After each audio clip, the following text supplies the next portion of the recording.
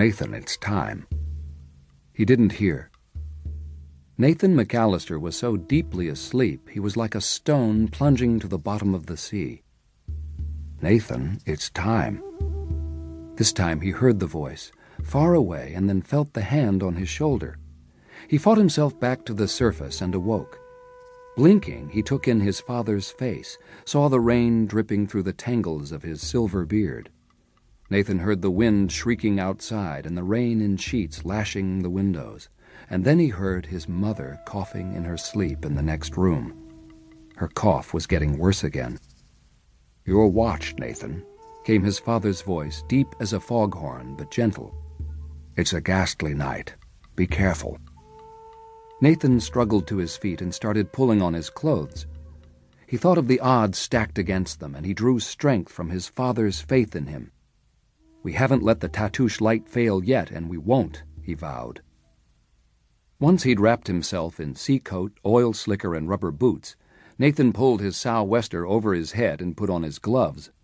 He took the lantern from his father's hand with the full measure of pride that came from doing the work of an assistant lighthouse keeper at the age of 14. They didn't have any choice. He and his father had to split the night because they still had the work of 4 men to do during the day. "I've lit a fire for the fog trumpet just in case we need it," his father advised in parting. Nathan lowered his head and stepped outside into the teeth of the gale. The rain was mixed heavily with salt spray. In a crouch, with one hand clutching the lantern and the other grasping the rail, he fought his way toward the lighthouse.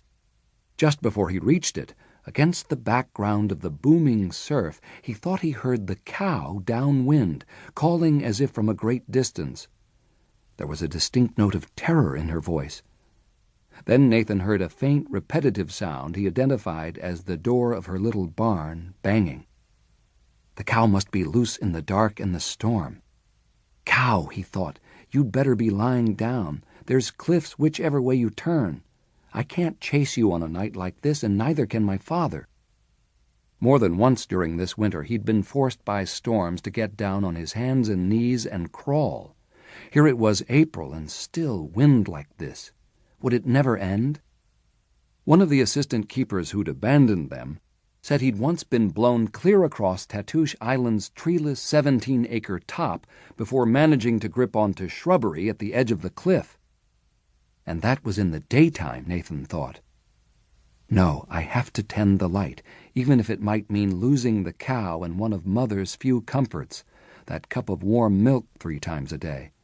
There might be ships out there depending on this light. In the foghorn building, he checked the water level in the boiler, then shoveled more coal into the furnace below. No pressure yet on the gauge, no steam. He would check back in half an hour. Nathan entered the assistant's quarters, which enveloped the base of the lighthouse, and with his lantern held high began to climb the spiral stairs. The iron stairway was vibrating uncannily the way it always did when the wind howled. His hand on the stone wall felt the same vibration. The hair climbed on the back of his neck. He recalled hearing that the roof itself, up above the lantern room, had blown off during a storm several years before. Near the top of the stairs he entered the watch room, a small compartment beneath the light. The entire tower was shuddering, and Nathan believed he could feel it swaying. At a time like this back in January, the former assistants had deserted their post here in the watchroom, certain that the entire lighthouse was about to collapse into a heap of stone blocks. When he reached the very top of the stairs, Nathan pulled back the heavy iron door and entered the brilliant lantern room itself. He was amazed as ever to be standing so close to the dazzling lens while it was in operation.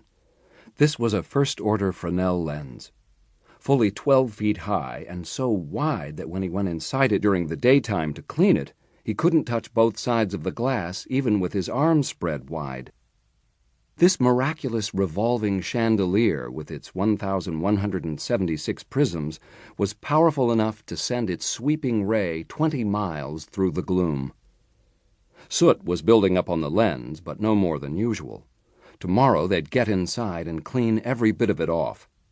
The lamp's 5 concentric wicks, he could see, were trim and burning cleanly.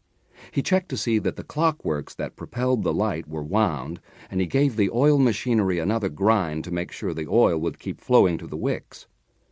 That lighthouse tender ship had better get here soon, Nathan worried, or else there'd be a disaster. The lamp burned 10 gallons of oil a night, and they were down to the last 50 gallons.